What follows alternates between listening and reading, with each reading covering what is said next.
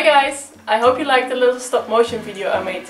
Now let's go to the garage and I'll show you how I made these Corvette Stingrays.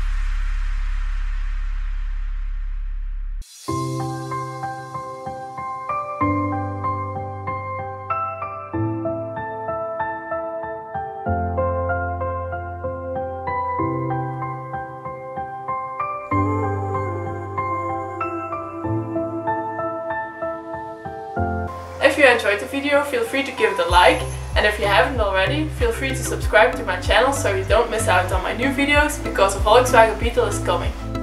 Oh, and be sure to follow me on Instructables. Also be sure to click one of these videos on the side and check out more of my content because I'm sure there will be something that you might like. Bye, and I'll see you next time!